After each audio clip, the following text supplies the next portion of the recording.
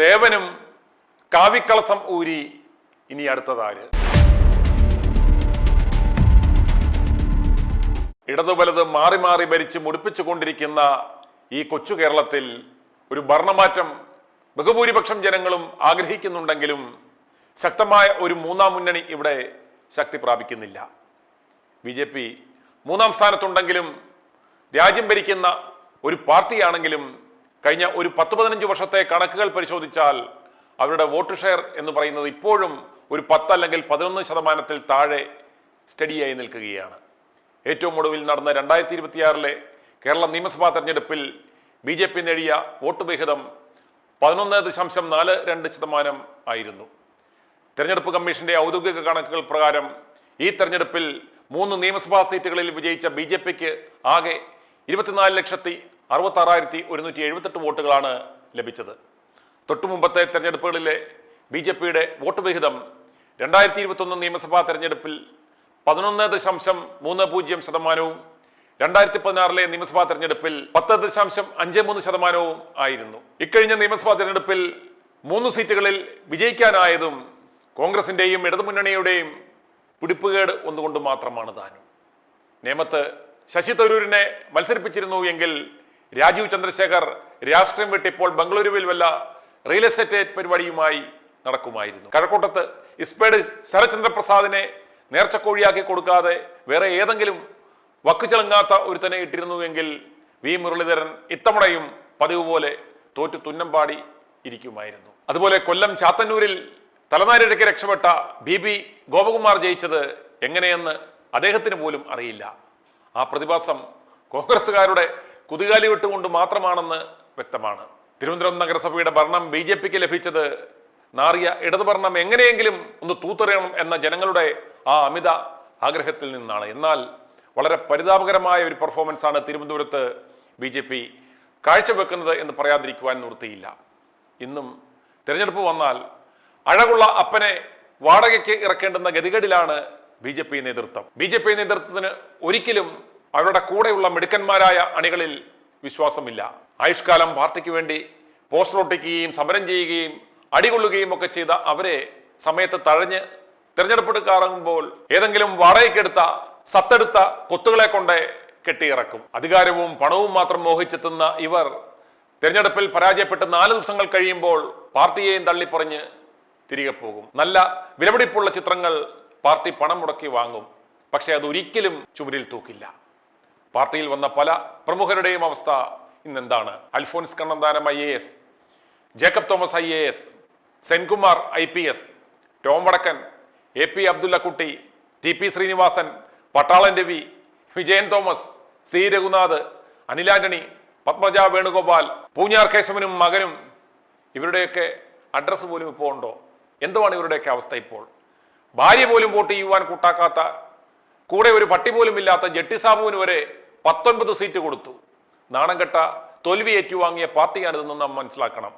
സന്ദീപ് വാര്യർ കൂടും കൊടുക്കുകയും എടുത്ത് രക്ഷപ്പെട്ടത് കൊണ്ട് ഇന്നൊരു MLA എങ്കിലുമായി. അവിടെ നിന്നിരുന്നെങ്കിലോ?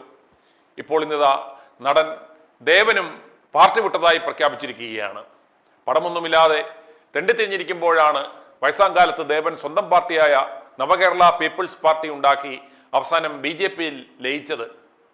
വന്ന ഉടൻ തന്നെ അദ്ദേഹത്തെ പിടിച്ച് BJP സംസ്ഥാന വൈസ് പ്രസിഡന്റായി തിരഞ്ഞെടുത്തു. അവരുടെ ലൈൻ അതാണ്. വരുന്ന ഉടൻ തന്നെ ദേശീയ നേതാവാക്കും അല്ലെങ്കിൽ സംസ്ഥാന നേതാവാക്കും. പക്ഷേ കാൽക്കാശിന്റെ പ്രയോജനം ഇവർക്കോ പാർട്ടിക്കോ ഉണ്ടാകില്ല എന്ന് ചുരുക്കം. ശ്രീനാരായണ ഗുരുദേവന്റെ ആദർശങ്ങളും ആശയങ്ങളും ഉൾക്കൊള്ളുന്ന തന്റെ രാഷ്ട്രീയ നിലപാടുകളുമായി പൊരുത്തപ്പെട്ടു പോകുവാൻ BJPക്ക് സാധിക്കാത്തതിനാലാണ് പാർട്ടി വിടുന്നത് എന്നാണ് നടൻ ദേവൻ വ്യക്തമാക്കിയത്. ആലപ്പുഴ കണിച്ചിക്കുളങ്ങര ദേവി ക്ഷേത്രത്തിൽ നടന്ന ഒരു പൊതുവേദിയിൽ വെച്ചാണ് ഇന്ന് അദ്ദേഹം BJP സംസ്ഥാന വൈസ് പ്രസിഡന്റ് സ്ഥാനവും പാർട്ടിയുടെ പ്രാഥമിക അംഗത്വവും രാജിവെക്കുന്നതായി നാടകീയമായി പ്രഖ്യാപിച്ചത്. രാജി പ്രഖ്യാപിച്ചുകൊണ്ട് അദ്ദേഹം വ്യക്തമാക്കിയ പ്രധാന കാരണങ്ങൾ ഇനി പറയുന്നവയാണ്. ശ്രീനാരായണ ഗുരുവിന്റെ ദർശനങ്ങളാണ് തന്റെ രാഷ്ട്രീയമെന്നും കഴിഞ്ഞ 5 വർഷമായി കേരളത്തിലെ BJPയിൽ പ്രവർത്തിച്ചിട്ടും അത് നടപ്പിലാക്കുവാൻ തനിക്ക് സാധിച്ചില്ലെന്നും അദ്ദേഹം പറയുന്നു.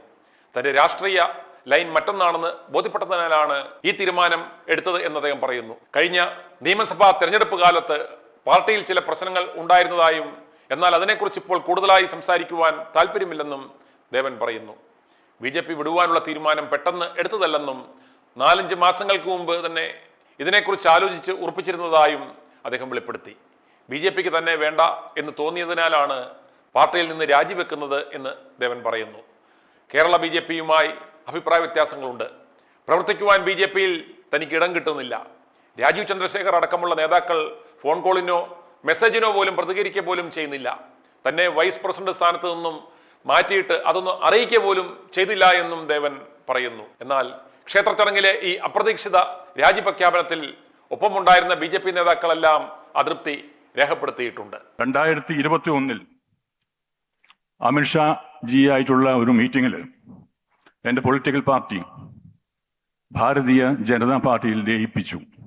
സജീവമായിട്ട് BJPക്ക് വേണ്ടി ശരിക്കും അഗ്രസീവായിട്ടുള്ള പ്രവർത്തനങ്ങൾ നടന്നുകൊണ്ട് 2024 കേരളത്തിൽ തിരുവനന്തപുരത്ത് രാജീവ് ചന്ദ്രശേഖരന്റെ ജയത്തിന് എൻ്റെ ഒരു വലിയൊരു കോൺട്രിബ്യൂഷൻ ഉണ്ടായിരുന്നു എന്ന് അദ്ദേഹം തന്നെ സമ്മതിക്കും. അത്രയും വോട്ട് കിട്ടാനായിട്ടുള്ള ഒരു സാധ്യത എൻ്റെ പ്രവർത്തനങ്ങൾക്കുണ്ടായി എന്ന് ഞാൻ വിശ്വസിക്കുന്നു. ഞാൻ ഉദ്ദേശിക്കുന്ന രാഷ്ട്രീയം ശ്രീനാരായണ ഗുരുദേവന്റെ ആദർശങ്ങളും ആശയങ്ങളും പ്രോഗ്രാംസും അടങ്ങുന്ന ഒരു രാഷ്ട്രീയം ആണ് ഞാൻ ഉദ്ദേശിക്കുന്നത്. ഈ 5 വർഷം ഞാൻ ഈ കേരള BJPയിൽ വർക്ക് ചെയ്തതിന് ശേഷം അത് എനിക്ക് സാധിച്ചില്ല. എൻ്റെ ലൈൻ വേറെയാണെന്ന് എനിക്ക് തോന്നി, ബോധ്യപ്പെട്ടു.